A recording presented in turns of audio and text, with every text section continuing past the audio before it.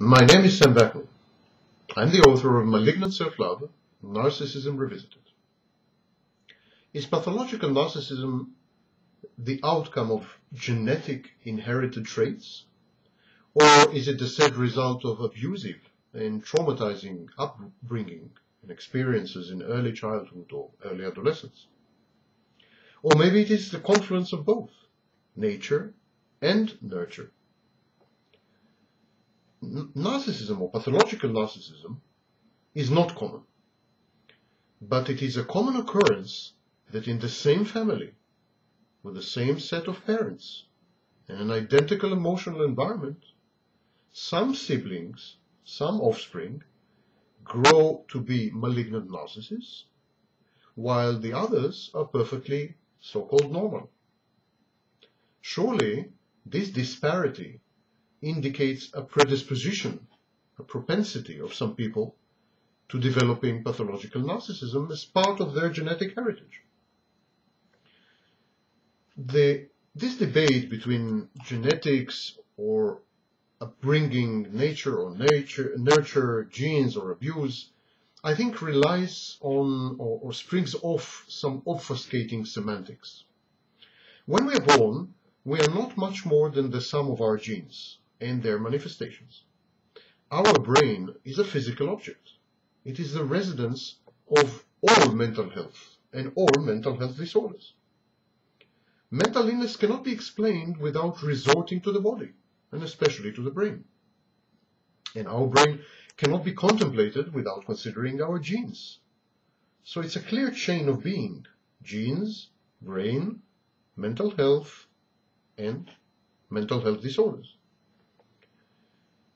Any explanation of our mental life that leaves out our hereditary makeup and our neurophysiology is lacking, by definition.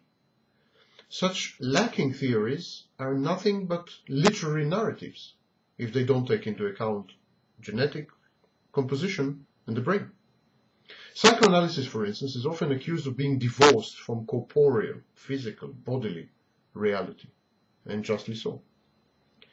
Our genetic baggage makes us resemble a personal computer. We are an all-purpose universal machine. You can run different softwares on the same person, so to speak. Subject to the right programming, conditioning, socialization, education, upbringing, and of course, the wrong programming, such as abuse, we can turn out to be anything and everything.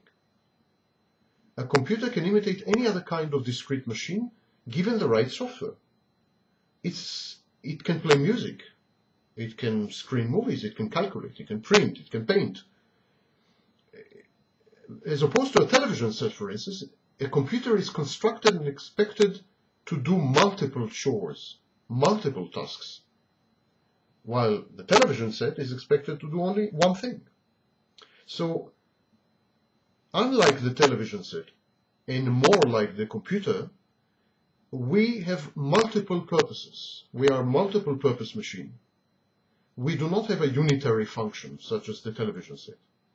We humans are also subject to programming. We also run different types of software. And this is what we call upbringing, education, or socialization. And when this goes wrong, we call it abuse, and in extreme cases, trauma. Single genes rarely account for any behavior or trait. Behaviors, traits, and personalities are explained by clusters of genes, some of them enormous. An array of coordinated genes is required to explain even the minutest human phenomenon. So when we hear about discoveries of a gambling gene or an aggression gene, these so-called discoveries are derided, they are mocked by more serious and less publicity-prone scholars and researchers. Yet it would seem that even complex behaviors such as risk-taking, reckless driving, compulsive shopping, addictive behaviors, even these complexes have some genetic underpinning. So what about the narcissistic personality disorder? it would seem reasonable to assume, though at this stage it's not fully proven, that the narcissist is born with a tendency to develop pathological narcissistic defenses. These defenses, which are maladaptive, they are sick, and probably genetically prone or genetically determined, are triggered by abuse or trauma during the formative years, in infancy or during early adolescence. When I'm saying abuse, I'm referring to a spectrum of behaviors which objectifies the child, treats the child as an extension of the caregiver, the parent, or as an instrument. So doting, smothering, spoiling, engulfing the child are as much as abusive as beating and starving the child. Abuse can be dished out by peers as well as adult role models, such as teachers. If you take all this into account, I think it's safe to attribute the development of narcissistic personality disorder mostly to the environment, to nurture, not to nature. Narcissistic personality disorder is an extremely complex battery of phenomena, behavior patterns, cognitions, emotions, conditioning, and so on.